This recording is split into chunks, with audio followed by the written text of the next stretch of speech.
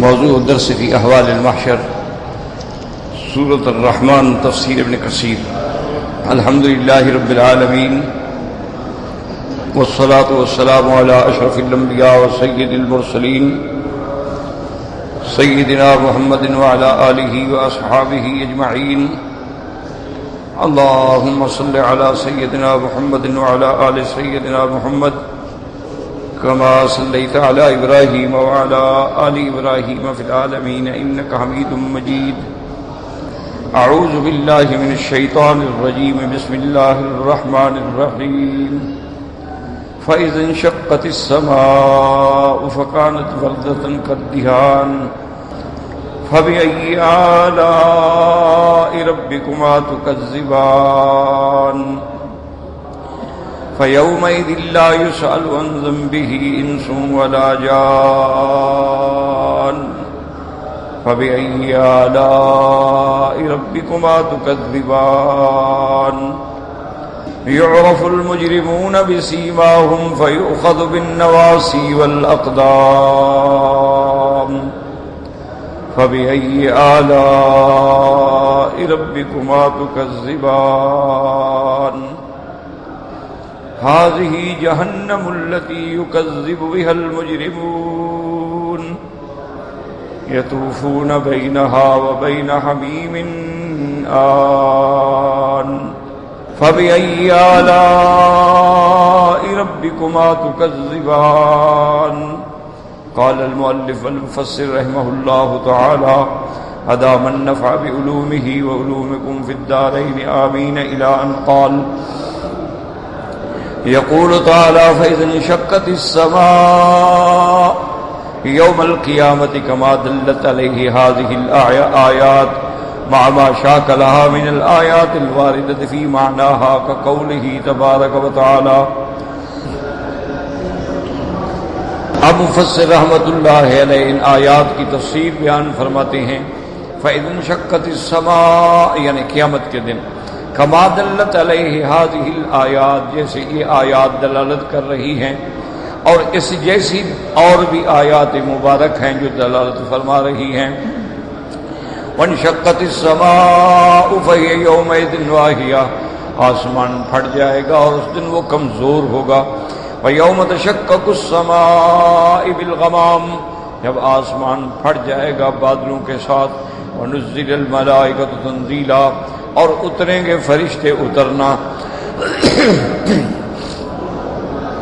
وقوله تبارک وتعالی اذا السماء انشقت وأذنت ربها وحقت.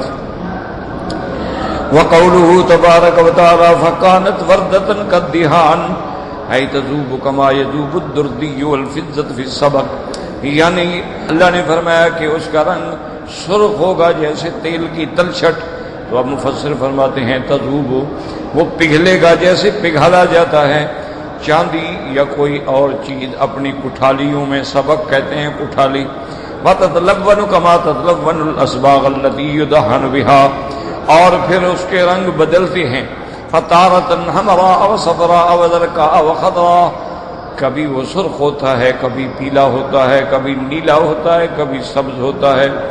وذلك من شدة الأمر وهول يوم القيامة العظيم یہ چونکہ اس دن کی سختی اور قیامت کے دن کی دہشت کی وجہ سے یہ عالم ہوگا.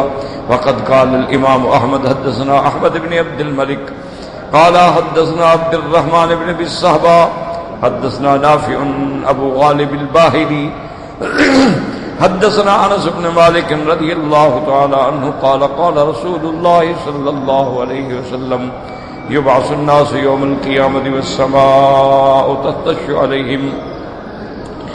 اب مفسر رحمۃ اللہ علیہ نے یہ حدیث مبارک بیان فرمائی ہے کہ حضرت انس بن مالک رضی اللہ تعالی عنہ سے روایت ہے.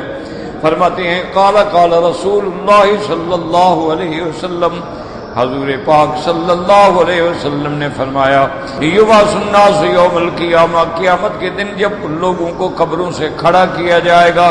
والسماء تطش علیہم آسمان سے اوپر جیسے کمزور قسم کی بارش برستی ہے ایسے برس رہا ہوگا. قال الجوہری التش المطر الضعیف جوہری لغت کے امام ہیں، وہ فرماتے ہیں تش کا معنی ہوتا ہے کہ کمزور کمزور، جیسے ہم کہتے ہیں کن من ہو رہی ہے، کن من ہو رہی ہے بارش کی. وقال الضحاک عن ابن عباس فی قوله تعالی وردۃ کالدہان، انہوں نے فرمایا هو الادیم الاحمر، اس کا رنگ ایسے ہو جائے گا جیسے چمڑا سرخ ہوتا ہے. وقال ابو قدیرۃ قابوس نبی عن عباس فکانت وردۃ کالدہان کالفرس الورد، وہ فرماتے ہیں ایسے ہو جائے گا جیسے ہم گھوڑے کو کہتے ہیں وردی، یعنی سرخ رنگ والا. وقال الاوفی عن عباس تغیر لونها، ایک حضرت ابن عباس کا قول مبارک یہ ہے کہ یعنی پھر پھٹنے کے بعد اس کا رنگ بدل جائے گا. وقال ابو صالح کالبرزون الورد ثم كانت بعد كالدهان، انہوں نے فرمایا پہلے ایسے ہوگا جیسے سرخ برزون ہوتی ہے، اس کے بعد پھر پگھل جائے گا، دہان بن جائے گا.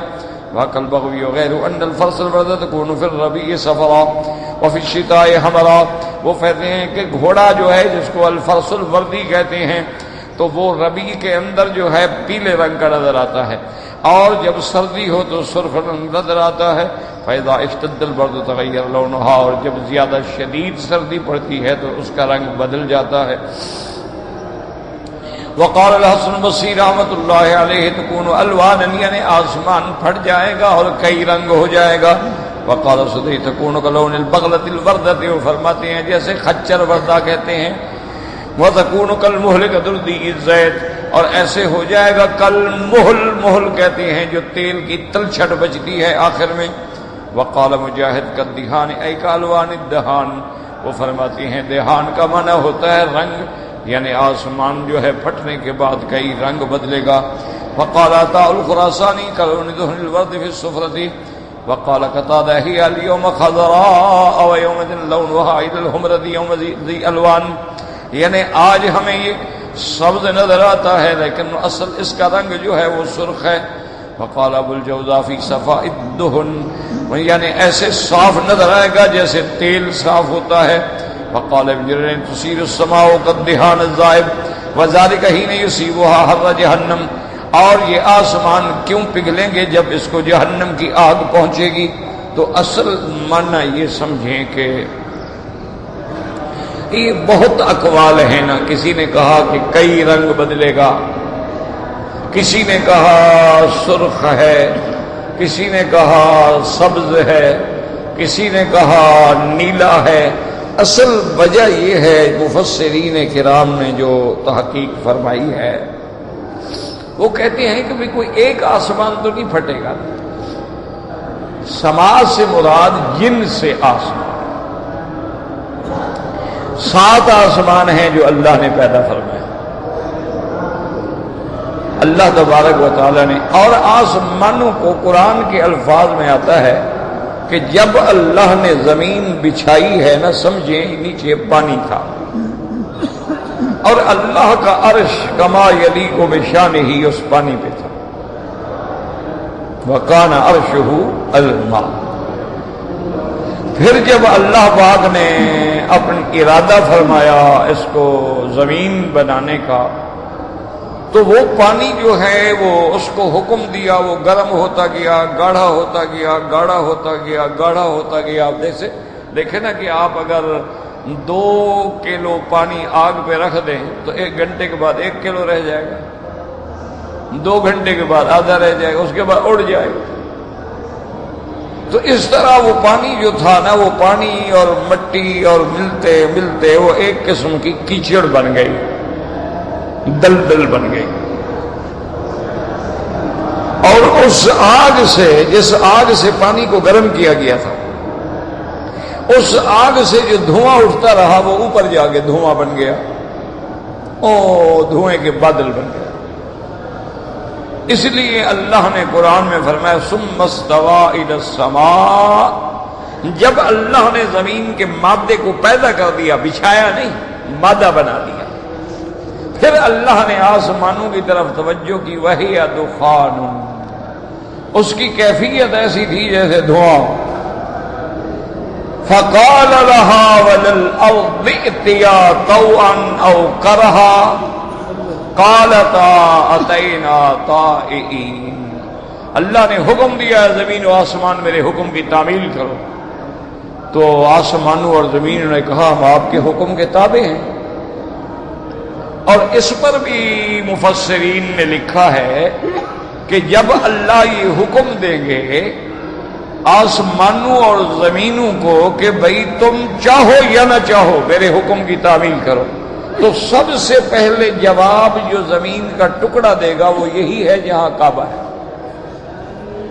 چونکہ سب سے پہلے اللہ کے حکم کی تعمیل یہ جگہ کرے گی تو اللہ نے اونچا کر دیا، اللہ نے اپنا کعبہ یہاں رکھا۔ ثم استوى الى السماء وهي دخان فقال لها وللارض ائتيا طوعا او كرها قالتا اتينا طائعين۔ اس کے بعد کہ قرآن میں فسواهن سبع سماوات، پھر اللہ نے 7 آسمان وَأَوْحَى فِي كُلِّ سَمَاءٍ أَمْرَهَا، ہر آسمان میں اللہ نے اپنا حکم جاری فرمایا۔ اس کے بعد زَيَّنَّا السَّمَاءَ الدُّنْيَا بِمَصَابِيحَ، جو آسمان دنیا ہے اس لیے دنیا کہتے ہیں کہ یہ قریب ہے، باقی آسمان تو ہم سے زیادہ دور ہیں، اس کو پھر اللہ تبارک و تعالی نے ستاروں سے مزین فرما دیا۔ پھر اللہ تبارک و تعالی نے اس کے اندر جو ہے ابراج بنائے۔ ابراج کہتے ہیں برج، آپ دیکھتے ہیں یہاں آپ کہتے ہیں برج مروہ ہے اور یہ برج زمزم ہے اور یہ برج فلاں ہے، تو برج ٹاور کو کہتے ہیں، جسے انگلش میں آپ ٹاور کہہ دیتے ہیں، اسی کو برج۔ تو اللہ نے آسمانوں میں ابراج بنائے۔ تبارک الذی جعل فی السماء بروجا، اور پھر وجعل فیہا قمرا منیرا، چاند بنایا، سورج بنایا، ابراج بنایا۔ اور اسی طرح وہ ابراج جو ہیں دراصل وہ آسمان کے ستارے اور چاند اور سورج جو ہے ان کے لیے منازل ہیں۔ لیکن اب ہم یہاں سے مدینہ پاک چلتے ہیں اللہ کی رحمت سے، ہم کہتے ہیں جی ماشاءاللہ ہم بھئی جموم پہنچ گئے، تو اب جناب او ماشاءاللہ وادی عثمان آ گئی، او ماشاءاللہ اب ہم وادی قدید پہنچ گئے، او ماشاءاللہ اب ہم رابغ پہنچ گئے، ماشاءاللہ ہم جحفہ آ گئے، ماشاءاللہ ہم مستورہ آ گئی۔ یہ منازل ہیں راستے کے۔ اسی طرح وہ بروج جو ہیں وہ منازل ہیں۔ والقمر قدرناها منازل، سب کے لیے اللہ نے منازل بنا دی، اپنی اپنی منزلوں میں وہ جاتے ہیں گزرتے ہیں اللہ کے حکم سے۔ تو 7 آسمان جو ہیں اللہ نے بنا دیے۔ تو بعض مفسرین فرماتے ہیں کہ 7 آسمان جو ہیں اس دھوئیں کی کیفیت جو تھی اسی سے بنائے گئے، اور بعض مفسرین نے فرمایا کہ آسمان مختلف چیزوں سے بنائے گئے۔ کیا معنی؟ مثلا ایک آسمان جو ہے وہ تو جس سے بنایا گیا، ایک چاندی سے بنایا گیا، ایک سونے سے بنایا گیا، ایک تانبے سے بنایا گیا، ایک پیتل سے بنایا گیا، مختلف جنس سے۔ زمین کی ایک جنس ہے، زمین جتنی ہے 7 زمینیں ہیں، ان کی ایک جنس، ان کی جنس میں کوئی فرق نہیں۔ اس لیے سارا قرآن میں دیکھیں لفظ سماوات اکثر جمع کے ساتھ آیا ہے۔ ان فی خلق السماوات والارض للہ ما فی السماوات والارض لہ ما فی السماوات وما فی الارض۔ تو سماوات جمع کا صیغہ ہے، ارض جو ہے وہ مفرد نہیں، حالانکہ وہ جنس مراد ہوتی ہے۔ ومن الارض مثلہن، جیسے آسمان 7 ہیں، 7 سماوات طباقا، تو اسی طرح اللہ نے زمینیں بھی 7 بنائی ہیں، لیکن مادہ ارض جو ہے وہ ایک ہے، اس لیے جنس ارض جو ہے وہ ایک ہے، اور جنس سماوات جو ہے وہ مختلف ہے۔ تو اب جب آسمان پھٹیں گے تو ہر آسمان کا اپنا رنگ ہوگا نا، تو لہذا کہیں سرخ نظر آئے گا، کہیں پیلا نظر آئے گا، کسی کو نیلا نظر آئے گا، کسی کو کیسے نظر آئے گا، کیونکہ مختلف رنگوں کے آسمان ہیں، وہ جب پھٹتے آئیں گے ایک دوسرے پر گرتے آئیں گے، تو اسی لیے اس وقت جو ہے ان کے الوان مختلف ہوں گے۔ اور اب یہ ہے قرآن کہتا ہے کہ دھیان وہ تیل کی طرح ہو جائے گا، تو آسمان تو اتنا بڑا سخت ہے، تو وہ تیل کیسے بن جائے گا؟ وہ اسی طرح ہے جیسے مثال کے طور پہ آپ پلاسٹک کو آگ پہ رکھیں تو وہ جل جائے گی، یا وہ پھر تیل بن کے اس کے قطرے گرنے شروع ہو جائیں گے۔ تو اسی طرح جب آسمان گریں گے تو کہاں آئیں گے؟ نیچے آئیں گے۔ جب نیچے آئیں گے تو نیچے کیا ہے؟ جہنم. نیچے جو ہے وہ جہنم ہوگی. تو اس جہنم کی گرمی سے پھر ان کا حالت جو ہے ایسی ہوگی کہ وہ پگھل جائیں گے اور دہان کی شکل جو ہے وہ اختیار کر جائیں گے. تو یہ مختلف آیات مبارک کا تقریباً خلاصہ ہے کہ اللہ نے جنت بھی پیدا فرما دی ہے اور جہنم بھی پیدا فرما دی ہے. یہ نہیں جیسے باطل فرقے ہیں، معتزلہ ہیں، وہ بعض کہتے ہیں کہ جنت ہے جہنم ہے لیکن اللہ پیدا فرمائیں گے ابھی نہیں ہے. بعض فرق معتزلہ جو ہیں وہ جنت کے قائل ہیں، وہ کہتے ہیں جنت تو ہوگی جہنم بھی ہوگی لیکن ابھی نہیں بنائی ہے اور اللہ اس وقت بنائیں گے جب استعمال ہوگی، ابھی بنانے کی کیا ضرورت ہے. اچھا، بعض ایسے بھی باطل فرقے ہیں جو کہتے ہیں جنت جہنم کا کوئی وجود ہی نہیں ہے. وہ کہتے ہیں نہ جنت ہے نہ جہنم ہے. تو جہاں جنت کا ذکر آیا ہے کیا وہ کہتے ہیں بھی یہ معنی ہے کہ اللہ راضی ہے جنت کا ذکر آ گیا، ناراض ہے تو جہنم کا ذکر آ گیا، ورنہ حقیقت میں کوئی نہیں. وہ کہتے ہیں جیسے ماں اپنے بچے کو کہتی ہے بھئی تم یہ ہوم ورک کر لو، اپنی کتاب پڑھ لو، میں تمہیں کھلونا دوں گی، حالانکہ دے گی کچھ بھی نہیں. اچھا اسی طرح بچے کو کہتی ہے اگر تم نہ سوئے نا میں تمہیں ماروں گی، ابھی ایک بلا کو بلاؤں گی تمہیں اٹھا کے لے جائے گی. تو وہ کہتے ہیں کہ بلا شلا ہوتی تو نہیں ہے، تو ماں صرف ڈرا رہی ہے. وہ کہتے ہیں اللہ نے بھی اپنے بندوں کو ڈرایا ہے، ورنہ نہ جنت ہے نہ جہنم ہے، کچھ بھی نہیں. لیکن عقیدہ اہل سنت والجماعت یہ ہے کہ جنت بھی اللہ نے پیدا فرما دی ہے. اللہ فرماتے ہیں اعدت للمتقین، اور اللہ نے جہنم بھی پیدا فرما دی ہے. اور جنت جو ہے وہ آسمانوں میں ہے جس پر حدیث دلالت کرتی ہے. حضور پاک نے فرمایا اذا سألتم اللہ الجنت فاسألوه الفردوس الاعلی. آپ نے فرمایا جب اللہ سے جنت مانگو تو کہو یا اللہ ہمیں جنت فردوس اعلی نصیب فرما. آپ نے فرمایا اس کی زمین جو ہے وہ 7واں آسمان ہوگا اور اس کی چھت جو ہے وہ اللہ تعالی کا عرش اعلی ہوگا. تو اللہ تعالیٰ کی جنت جو ہے جب عرش، اس کا معنی جنت جو ہے اوپر ہوگی اور جہنم جو ہے وہ نیچے ہوگی. اس لیے حکم ہے کہ سمندر میں دریاؤں میں سفر نہ کیا کرو.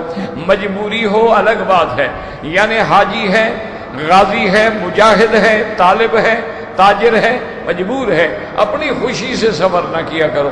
ان تحت البحر نارن، اس سمندر کے نیچے اللہ نے اس جہنم کو رکھا ہوا ہے اور جہنم کے اوپر جو ہے غلاف حجری ہے، غلاف حجری سے وہ بند ہے. اور جب قیامت قائم ہوگی اللہ اس غلاف حجری کو توڑ ڈالیں گے اور جب وہ توڑیں گے تو جہنم ظاہر ہو جائے گی. اس لیے اللہ نے فرمایا وَإِذَا الْبِحَارُ فُجِّرَتْ، اور یہ سمندر کے جو پانی ہیں یہ پھر گرم ہو کے یہ سب کے سب آگ بن جائیں گے. ایک نیچے سے جہنم کی گرمی، اوپر سے سورج کی گرمی، سورج چاند سب ٹوٹ کے اس میں پڑیں گے تو یہ سارے کا سارا آگ بن جائے گا. اور اسی لیے یاد رکھیں کہ میرے آقا رحمت دو عالم صلی اللہ علیہ وسلم نے، آپ نے فرمایا کہ معراج کی رات اللہ نے مجھے جنت دکھلائی ہے. تو جنت ہے تو دکھلائی ہے، اگر بعد میں پیدا ہوگی تو دکھلانے کا کیا مطلب. حضور پاک نے فرمایا حتیٰ کہ میں نے جبریل سے پوچھا کہ یا جبرائیل یہ جو سامنے سفید موتیوں کا محل نظر آ رہا ہے یہ کس کا ہے. تو جبریل علیہ السلام نے بھی چونکہ خوشی کا موقع تھا، خوشی کا موقع ہو تو پھر آدمی بات لمبی کرتا ہے، تو اس نے بھی عرض کیا رجل من قریش، یا رسول اللہ ایک قریش کا بندہ ہے جس کے لیے یہ محل ہے. آپ نے فرمایا تو انا قرشی، میں بھی تو قریشی ہوں، تو کیا یہ میرا محل ہے؟ انہوں نے کہا لا یا رسول اللہ، یہ گھر جو ہے آپ کے خلیفہ حضرت عمر بن الخطاب رضی اللہ تعالیٰ عنہ کا. تو حضرت عمر کے محل کو بھی دیکھا، بلکہ آپ نے حضرت عمر سے آ کے فرمایا، بعد میں خبر دی کہ عمر میں نے تیرا محل سفید موتیوں سے بنا ہوا جنت میں دیکھا ہے. میرا دل چاہا کہ میں اندر جا کر بھی عمر کا محل دیکھوں، لیکن اس کی سیڑھیوں پہ ایک عورت بیٹھے ہوئے وضو کر رہی تھی تو مجھے تیری غیرت کا خیال آیا کہ عمر کو گوارا نہیں ہوگا. تو حضرت عمر رو پڑے اور کہا علیہ کا اغار یا رسول اللہ، حضور مجھے آپ پر بلا کیا غیرت آتی، آپ میرے گھر میں قدم دیتے تو میں خوش نصیب ہو جاتا کہ جنت والے گھر میں بھی پہلے حضور کا قدم آیا ہے. اسی طرح حضور پاک صلی اللہ علیہ وسلم نے بلال کو بلایا، آپ نے فرمایا انی سمیت خشخشۃ، بلال تیرے پاؤں کے چلنے کی آواز میں نے جنت میں سنی ہے۔ تو اب جنت ہے تو سنی ہے، اگر جنت ہے ہی نہیں تو کیسے سنی ہے؟ اور اسی طرح صحیح حدیث مبارک میں ہے، حضور صلی اللہ علیہ وسلم اسی حتیم مبارک میں نماز پڑھ رہے تھے، فتقدم، حضور نماز کی حالت میں 2 قدم آگے چلے گئے، پھر واپس اپنی جگہ پہ آ گئے، تھوڑی دیر کے بعد 2 قدم پیچھے ہٹ گئے، پھر واپس اپنی جگہ پہ آ گئے۔ جب نماز سے فارغ ہوئے تو صحابہ نے عرض کیا یا رسول اللہ صلی اللہ علیہ وسلم، آپ پہلے تو ایسا نہیں کرتے تھے، آج کیا وجہ تھی کہ آپ نے ایسا کیا ہے؟ حضور پاک نے فرمایا اللہ نے مجھے جنت دکھلائی، کعبۃ اللہ کی دیوار میں میرے سامنے جنت آ گئی، اور اس کے اندر جو پھل تھے میرا دل چاہا کہ میں انگوروں کا گوشہ توڑ کے صحابہ کو کھلاؤں گا۔ جب میں آگے بڑھا تو اللہ نے ہٹا دیا جنت کو۔ اللہ پاک نے حکم دیا میرا مدنی یہ نعمتیں آخرت میں ملے گی، یہ دنیا میں نہیں مل سکتی ہیں۔ اور اس کے بعد پھر اللہ نے مجھے جہنم کا منظر دکھایا، میں جہنم کی دہشت سے پیچھے ہٹ گیا۔ تو جنت بھی موجود ہے، جہنم بھی موجود ہے، لیکن اس کے دروازے اس وقت کھلیں گے جب عالم آخرت ہوگا، پھر اس کے بعد جو ہے وہ سارے مسائل آدمی کو سمجھ آ جائیں گے۔ اسی لیے آپ پڑھیں گے نا کہ کافروں کو کہا جائے گا شوف ہذہ جہنم، اور جس کو تم نہیں مانتے تھے نا اب دیکھ لو۔ اور اب تو جدید سائنس نے بھی مان لیا ہے، پہلے تو نہیں مانتے تھے نا کہ یہ مولویوں کی باتیں ہیں اور مولوی ایسے باتیں کرتے رہتے ہیں، لیکن جب سونامی آیا نا جی انڈونیشیا کے جزیرہ بالی میں، تو اب جب انہوں نے ریسرچ کی ہے تو اب مان گئے، کہتے ہیں واقعی بھئی مسلمان ٹھیک کہتے ہیں کہ سمندر کے نیچے جہنم ہے، کیونکہ وہ سونامی جب آیا نا جی تو پانی جو تھا نا ایسے پانی، آپ نے کنارے دیکھے ہیں نا سمندر کے بیچ ہیں، لوگ اسی لیے تو جاتے ہیں نا کہ پانی ایسے لہروں کے ساتھ کنارے پہ آتا ہے پھر واپس چلا جائے، تو لوگ لطف اٹھاتے ہیں، دیکھتے ہیں، نظارے کرتے ہیں، غسل کرتے ہیں۔ تو وہ کہتے ہیں کہ جب پانی آیا نا جی کنارے سے تو یکدم پانی پھر واپس چلا گیا۔ وہ کہتے ہیں ہم حیران ہو رہے تھے کہ بھئی پانی جاتا ہے آتا ہے، یہ تو جا ہی رہا ہے واپس، تو کہاں جا رہا ہے؟ تو کچھ دیر کے بعد وہ ایسے معلوم ہوا کہ جیسے سمندر میں کوئی ہول ہے، سوراخ ہے، جیسے کوئی بڑا کنواں ہو، پانی سب اس میں جا رہا ہے، اور پھر نیچے سے گرم ہو کر اتنی زور سے پانی اچھلا کہ 200 فٹ تک چلا گیا، اور پھر وہ پانی کی لہر جو تھی وہ سب کو ڈبو کے لے گئی۔ تو اب وہ کہتے ہیں کہ بھی ہاں مسلمان ٹھیک کہتے ہیں کہ بھی نیچے جو ہے ان تحت البحر نارن، آگ ہے تو ہاں آگ ہے، ورنہ پانی کس چیز سے گرم ہوا؟ تو اب ان کو بھی ماننا پڑ گیا ہے۔ اسی طرح اللہ تبارک و تعالیٰ نے فرمایا کہ وَمِنَ الْأَرْضِ مِثْلَهُنْ، ہم نے زمینیں بھی ساتھ بنائی ہیں، تو جیسے آسمان کے طبقات ہیں زمین کے بھی طبقات ہیں۔ اب جدید سائنس بھی کہتی ہے کہ جی ہاں یہ زلزلے کیوں آتے ہیں، وہ کہتے ہیں جی زمین میں جو اللہ نے پلیٹیں لگائی ہوئی نا وہ پلیٹیں ذرا اوپر نیچے ہو جاتی ہیں، تو جب پلیٹ اپنی جگہ سے ہٹتی ہے تو زلزلہ آ جاتا ہے۔ تو بہرحال کہنے کا مقصد یہ ہے کہ آسمانوں کے رنگ اس وقت مختلف ہو جائیں گے، لیکن قرآن پاک نے 2 چیزیں بیان کی ہیں، فکانت وردتن، وردہ کہتے ہیں حمرہ، سرخ رنگ، تو اس لیے بعض مفسرین فرماتے ہیں اصل میں آسمانوں کا رنگ سرخ ہے، ہمیں نیلا نظر آتا ہے، یہ درمیان میں فاصلہ ہے، ہوا ہے اور خلا بھرا ہوا ہے، تو جب فاصلہ ہو جائے اس دوری کی وجہ سے نیلا نظر آتا ہے، تو اس دن کیونکہ قریب آ جائے گا، پھٹ جائے گا، گر جائے گا تو سرخ نظر آئے گا۔ جیسے انسان کی رگوں کے اندر خون سرخ ہے لیکن اوپر چونکہ شریان ہے، جلد ہے، تو ہمیں نیلا نظر آتا ہے۔ تو اس لیے علماء کرام نے اس کے بعد فرماتے ہیں قولہ تعالی فیومئذ لا یسأل عن ذنبہ انس ولا جان، وہذا ہذہ کقولہ تبارک وتعالی هذا يوم لا ينطقون ولا يؤذن لهم فيعتذرون۔ جیسے اللہ نے قرآن میں فرمایا یہ وہ دن ایسا ہوگا کہ اب جہنمی نہیں بولیں گے اور نہ ان کو معافی مانگنے کی اجازت دی جائے گی، بلکہ ایک حدیث مبارک میں ہے کہ جہنمی جہنم میں چیخیں گے اور اس کے بعد کہیں گے یا مالکو، اے جہنم کے خزانہ، جہنم کے داروغہ، ہماری دعا اللہ تعالی کی طرف پہنچا دیں کہ اللہ پاک ہمارے لیے کچھ دیر کے لیے عذاب جو ہے کھول لیں، کچھ دیر کی ہمیں مہلت دے دی جائے۔ اور اللہ تبارک و تعالیٰ کا فرشتہ آخر میں جواب دے گا، حکم دے گا کہ اے بدبختو، اب تم نے جہنم میں جلنا ہے، اصلوہا فاصبروا او لا تصبروا، اب مرتے رہو، جلتے رہو، صبر کرو یا نہ صبر کرو، انما تجزون ما کنتم تعملون، یہ جو تمہیں سزا دی جا رہی ہے تمہارے عمل کی سزا ہے، اللہ نے ایسے تو کسی کو سزا نہیں دی۔ اور اس کے بعد فرشتے ان کو حکم دیں گے اخسؤوا فیہا ولا یتکلمون، دفع ہو جاؤ، خبردار آئندہ کوئی زبان نہیں ہلانی ہے۔ تو ایک گھڑی ایسے آئے گی جب بولنا بھی بند ہو جائے گا، کچھ نہیں پوچھا جائے گا۔ فہذا فی حال وثم فی حال یسأل الخلائق عن جمیع اعمالہم، اب مفسر فرماتا ہے ایک وقت ایسا ہوگا کہ جب کوئی سوال نہیں کیا جائے گا، ان کو بولنے کی بھی اجازت نہیں ہوگی، اور ایک سا وقت ایسا ہوگا کہ ان سے سوال کیا جائے گا۔ فَوَرَبِّكَ لَنَسْأَلَنَّهُمْ أَجْمَعِينَ عَمَّا كَانُوا يَعْمَلُونَ وَلِهَذَا قَالَ قَتَادَةُ فَيَوْمَئِذٍ لَا يُسْأَلُ عَنْ ذنبه انس ولا جان قال قد كان مسرا ثم ختم على فاعل وتكلمت ايديهم وجما كذب بما كانوا يعملون۔ حضرت قتادہ فرماتے ہیں اس کا معنی یہ ہے کہ پہلے تو ان سے سوال جواب ہوگا، لیکن جب وہ وہاں بھی جھوٹ بولیں گے تو اللہ حکم دے دیں گے الیوم نختم علی افواہہم، ان کے چہروں کو، ان کی زبانوں پہ سیل لگا دو، وتکلمنا ایدیہم وتشہد ارجلہم بما كانوا یکسبون، اللہ حکم دیں گے کہ ان کی ٹانگیں بھی بولیں اور اللہ حکم دیں گے کہ ان کے ہاتھ بھی بولیں۔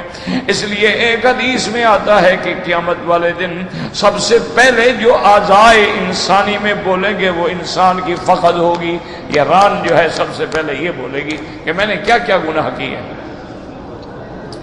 انا للہ و انا الیہ راجعون۔ اور اس کے بعد فرماتے قال علی بن طلحہ بن عباس علمتم کذا وکذا لانه اعلم بذلك منهم، حضرت علی ابن ابی طلحہ فرماتے ہیں حضرت ابن عباس رضی اللہ تعالیٰ عنہ فرماتے ہیں کہ سوال نہ کرنے کا معنی یہ ہے کہ اللہ ان سے یہ نہیں پوچھیں گے کہ کیا تم نے یہ کیا تھا، یہ کیا تھا، اللہ تو جانتے ہیں، پوچھنے کی ضرورت ہی کیا ہے۔ اس کے بعد فرماتی ہیں لیکن یقول لما عملتم کذا وکذا، یعنی سوال استعلام نہیں ہوگا بلکہ سوال توبیخ اور تقریر ہوگا، یعنی یہ نہیں پوچھیں گے کہ تم نے یہ کیا یا کیا نہیں کیا، پوچھیں گے کہ تم نے کیوں کیا، کیونکہ اللہ تو جانتے ہیں کہ انہوں نے کیا کیا۔ لما عملتم کذا، لما عملتم کذا،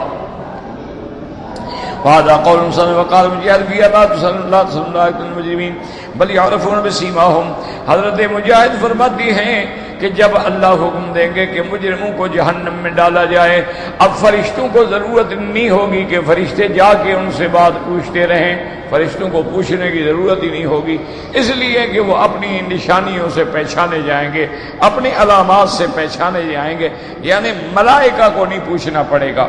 اب اس کے بعد فرماتی ہیں لا تنات مجبلیت وهذا قول صادق وكان هذا بعد ما يمر بهم من النار فذلك الوقت لا يسألون عن ذنوبهم بل يقادون اليها ويلقون فيها كما قال تبارك وتعالى۔ اب مفسر فرماتا ہے یہ اس وقت ہوگا جب جہنمیوں کو جہنم میں ڈالنے کا حکم دے دیا جائے گا، تو اب فرشتے پکڑ پکڑ کے ڈالیں گے، وہ اپنے علامات سے پہچانے جائیں گے۔ يعرف المجرمون بسيماهم بعلامات تظہر علیہم وقال وقد يعرفونهم باسوداد الوجوه وزرقة العيون. حضرت حسن اور قتادہ کہتے ہیں کہ قیامت والے دن کافروں کے چہرے سیاہ ہوں گے اور آنکھیں جو ہیں وہ نیلی ہو جائیں گی. قلت وهذا كما يعرف المؤمن بالغرة والتبجيل من آثار الوضوء. مفسر فرماتے ہیں ایسے ہوگا جیسے مومنوں کے اعضائے وضو جو ہے، ہاتھ ہیں، چہرہ ہے، یہ وضو کی برکت سے قیامت والے دن روشن ہوں گے، چمک رہے ہوں گے، دور سے پہچانا جائے گا کہ یہ مومن ہے. اسی طرح سیاہ چہرے سے دور سے پہچانا جائے گا کہ یہ مجرم ہے. وقوله تعالى فيؤخذ بالنواصي والأقدام أي يجمع الزبانية ناصيته بقدميه ويلقونه في النار كذلك. اب اللہ کے فرشتے جو جہنم پہ مقرر ہیں زبانیہ، وہ اللہ حکم دیں گے وہ کافروں کو پیشانی سے پکڑ کے اور پاؤں کے ساتھ ملا کے اٹھا کے جہنم میں پھینک دیں گے. وقال مسلم بعض یؤخذ من ناصیہ وقدمه ويكسر ما يكسر حطب في التنور. اب حضرت ابن عباس فرماتے ہیں کہ جب وہ فرشتے ان کی پیشانی کو پکڑ کے ملائیں گے تو ایک کمر ایسے ٹوٹ جائے گی جیسے لکڑیاں جہنم میں ٹوٹ جاتی ہیں. وقال الزهاق يجمع الناصري وقدمه في سلسلة من وراء ظهره. وہ کہتے ہیں کہ پشت یعنی یا یوں یا یوں دونوں طرف سے ان کو پکڑا جائے.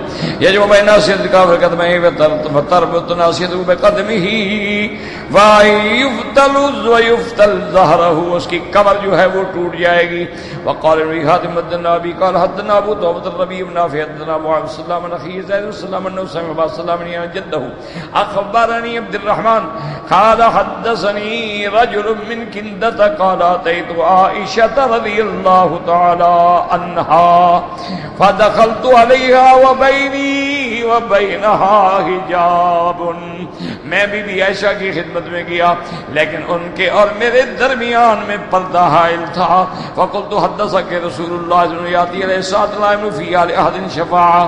میں نے جا کے سوال کیا بی عائشہ سے کہ بی بی کیا حضور نے سرکار دو عالم نے محبوب دو عالم صلی اللہ علیہ وسلم نے آپ کو بتلایا تھا کہ کوئی ایسی بھی گھڑی ہوگی کہ کوئی کسی کی سفارش نہیں کر سکے گا. قالت نعم لقد سألت عن هذا. اور بی بی نے فرمایا کہ ہاں بالکل میں نے حضور پاک صلی اللہ علیہ وسلم سوال کیا تھا. وَأَنَا وَهُوَ فِي شِعَارٍ وَاحِدٍ. ہم دونوں ایک کپڑا لے کے لیٹے ہوئے تھے.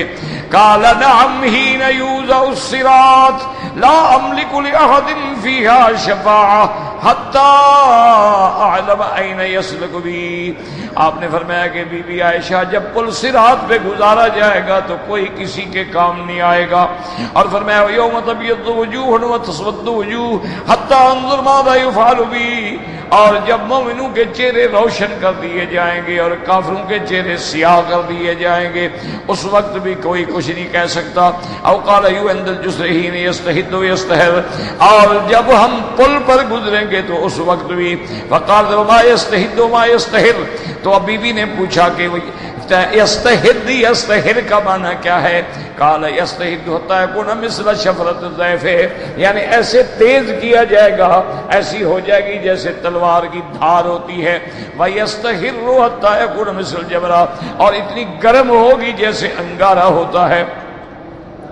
قال اس کے بعد فرمایا اما المؤمن فیجوزہ ولا یضرہ.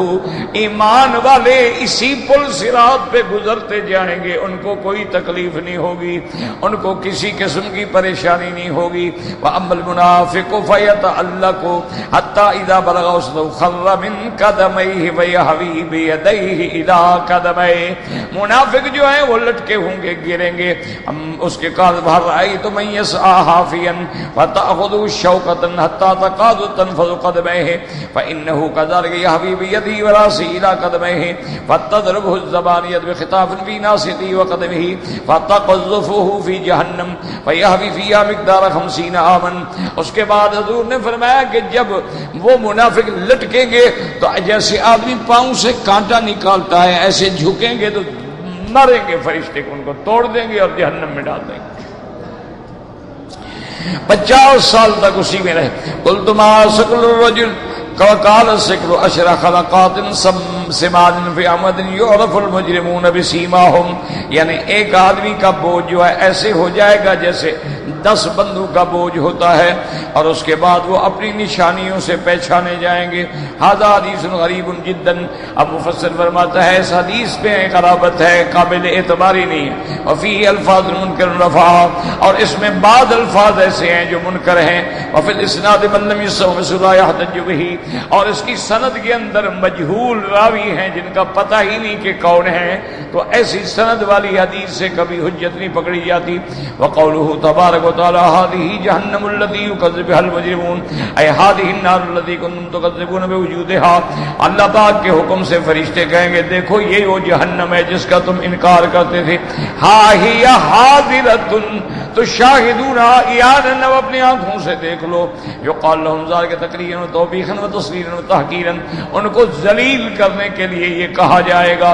یطوفونها بینها وبین حمیم آن، ای تارۃ یعذبون بالجحیم، یعنی کبھی ان کو جہنم میں عذاب دیا جائے گا، وتارۃ یسقون من الحمیم، اور کبھی پانی کے لیے لایا جائے گا تو گرم کھولتا ہوا مجرمین کے صدید کا پانی پلایا جائے گا۔ وهو الشراب الذي هو كالنحاس، نحاس المذاب يقتل الامعاء والاشعاع، اور وہ پانی ایسے ہوگا جیسے تانبے کو پگھلا دیا جائے، اور ایسے گرم ہوگا کہ وہ آنتوں کو بھی کاٹتا ہوا نکل جائے گا۔ جیسے اللہ فرماتے ہیں الاغلال في اعناقهم والسلاسل يسحبون في الحميم ثم في النار يسجرون، ان کے گلوں کے اندر بھی زنجیریں ہوں گی، کبھی ان کو جہنم کی طرف کھینچا جائے گا، کبھی ان کو پانی کی طرف کھینچا جائے گا۔ اور اس کے بعد فرماتے آن منہار قد بلغ الغایت فی الحرارت لا یستطاع من شدت ذلک، یعنی اتنی شدید گرم ہوگا کہ کوئی طاقت نہیں رکھتا اس کو چھونے کی۔ قال ابن عباس فی قوله تعالی یطوفون بینها وبین حمیم آن، اے قد انتہا غلیہ واشتد حرہ، یعنی وہ بالکل اس کا غلیان جوش اور گرمی جو ہے حد سے زیادہ گرم ہو جائے گا۔ وقد قال مجاہد سعید جبیر الضحاک والانصاری والسدی وقال قتادہ قد آن طبخه منذ خلق اللہ السماوات والارض، جب سے اللہ نے آسمان اور زمین پیدا فرمائے ہیں اس وقت سے وہ جہنم کے چیزیں جو ہے ان کو گرم کیا جا رہا ہے۔ وقال محمد بن كعب القرظي يأخذ العبد يحرك بناصيته ذلك الحميم حتى يذوب الله ويبقى الأذن العينان في الراس وهي كالذي يقول الله تبارك وتعالى۔ محمد بن كعب القرظي فرماتے ہیں کہ بندے کو پکڑا جائے گا، اس کی پیشانی اور اس گرم پانی میں ڈالا جائے گا، اس کا گوشت پگھل جائے گا، باقی ہڈیاں رہ جائیں گی اور آنکھیں رہ جائیں گی۔ جیسے اللہ فرماتے ہیں فی الحمیم ثم فی النار یسجرون والحمیم الآن، آن سے کیا بولا دے گرم۔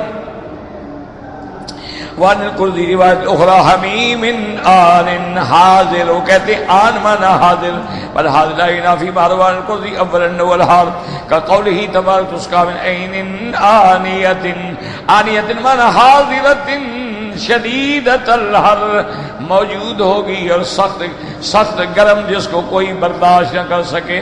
جیسے فرماتے ہیں غیر ناظرین انا، انا کا معنی پکنا، یعنی استوا ونجی وقول حمیم آن حمیم حار جدا، ولما كان معاقبۃ العصاة المجرمین وتنعیم المتقین من فضله ورحمته وعدله ولطفه بخلقه، وقال انذاره لهم من عذابه وباسهم ما يجرهم ما هم فيه من الشرك والمعاصي وغير ذلك قيل ممتنا بذلك على بریته، جب مجرموں کو سزا دی جائے گی اور متقین کو اللہ اپنے فضل سے، اپنی رحمت سے، اپنے عدل سے، اپنے لطف سے انعام عطا فرمائیں گے، تو اللہ کا یہ ڈرا دینا عذاب سے، اللہ کا یہ زجر کرنا عذاب سے، تو یہ بھی آدمی کو شرک اور گناہوں سے بچانے کا ذریعہ ہے۔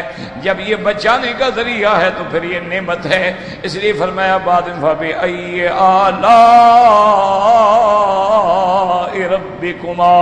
رَبِّكُمَا تُكَذِّبَانِ لَا بِشَيْءٍ مِّن نِّعَمِ رَبِّنَا نُكَذِّبُ وَلَكَ الْحَمْدُ وَاللَّهُ أَعْلَمُ۔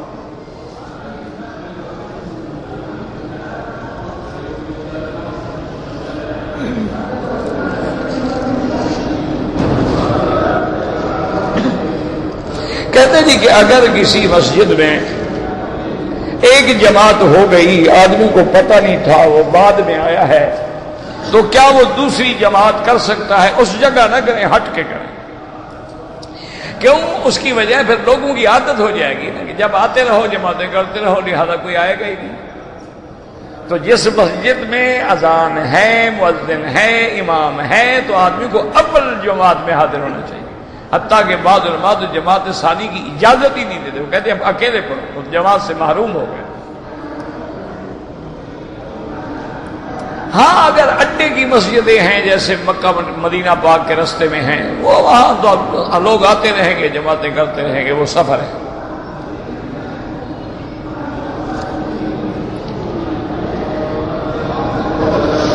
بہرحال گزارش یہ ہے میرے عزیز کہ کوئی بدعتی ہو یا منکر اسلام ہو یا منکر دین ہو، یہ حکم نہیں ہے کہ ہم اس کو مارنا شروع کر دیں، اس کا معاملہ قاضی کے پاس لے جائیں، فیصلہ کریں۔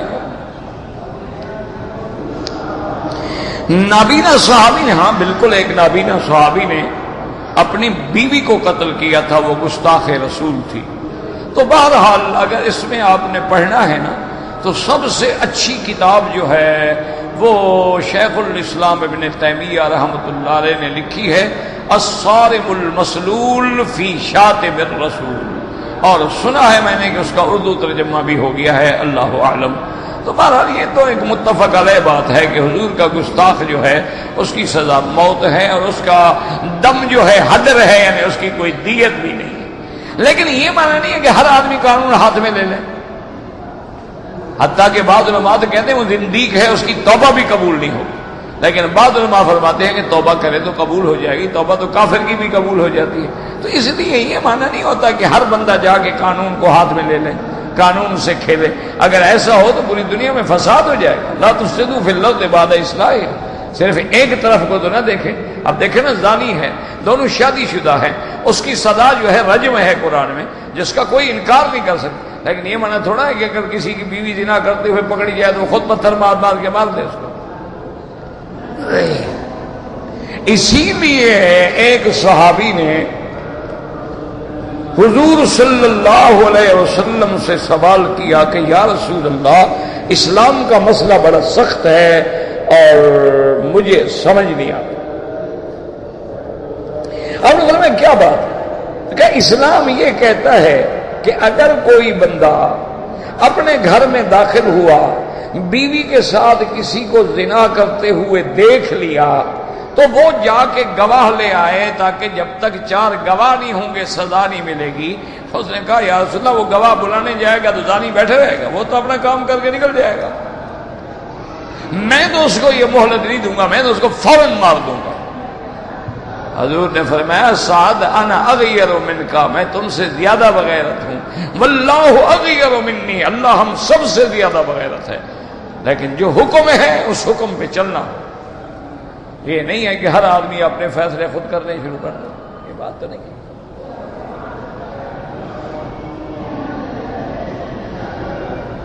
کہتے جی کہ میں نے سوموار کا روزہ نہیں رکھا ہے، اب صرف اگر میں جمعرات کا روزہ رکھ لوں کوئی بات نہیں ہے۔ ویسے اصول یہ ہوتا ہے، سنت یہ ہے سوموار بھی رکھو اور خمیس بھی رکھو۔ اگر کسی نے ایک رکھا تب بھی اللہ ثواب دیں گے۔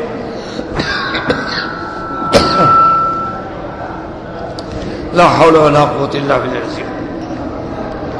ہم لوگ یہاں نئے آئے ہیں اور ہم زیارت کے لیے مدینہ منورہ جانا چاہتے ہیں، تو جب ہم مدینہ منورہ سے واپس آئیں گے بالکل احرام باندھ کے آئیں۔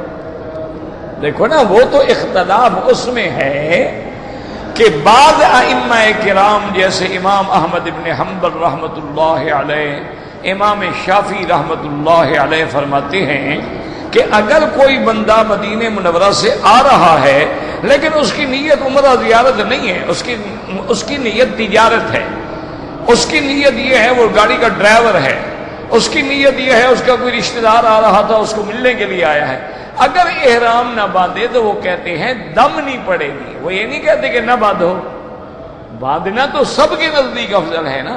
وہ کہتے ہیں اگر اس نے نہ باندھا تو اس پر دم نہیں آئے گی۔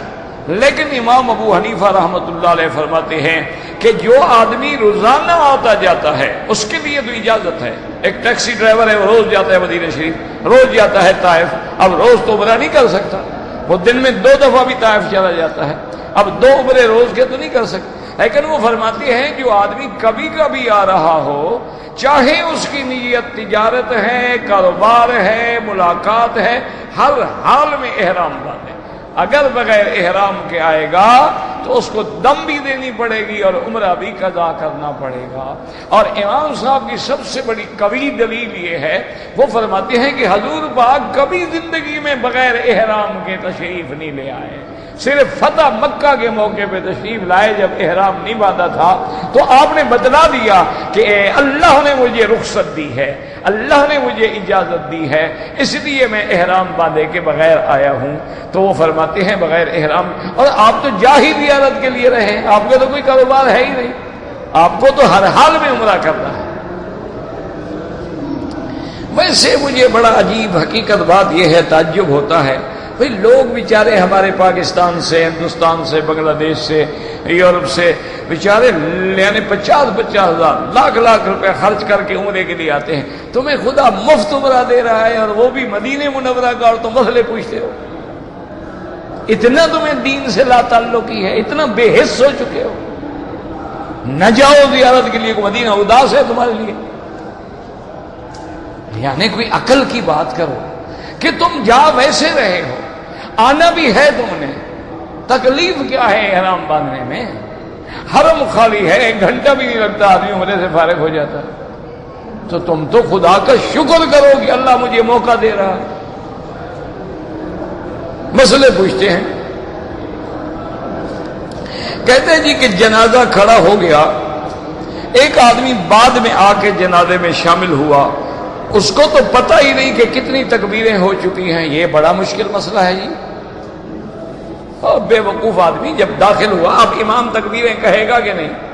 تمہارے داخل ہونے کے بعد 2 کہی ہیں تو سمجھو پہلے 2 گزر گئی ہیں، 1 کہی ہے تو سمجھو 3 گزر گئی ہیں. یہ تو اندھے کو بھی پتہ لگ جاتا ہے. تو جتنی تکبیریں تمہاری گزر گئی ہیں، جب امام سلام پھیرے تو تم جلدی سے اللہ اکبر اللہ اکبر السلام علیکم السلام پھیرے. یہ کیسے پتہ چلے گا؟ کیسے پتہ نہیں لگے گا؟ امام تکبیریں نہیں کہے گا. تکبیریں جو کہے گا تمہیں اندازہ ہو جائے گا 2 کہی ہیں، 1 کہا ہے، 3 گزر گئی. ربنا تقبل منا انك انت السميع العليم وتب علينا انك انت التواب الرحيم. اللهم اجعل لنا وللمسلمين من كل هم فرجا ومن كل ضيق مخرجا ومن كل بلاء عافيا.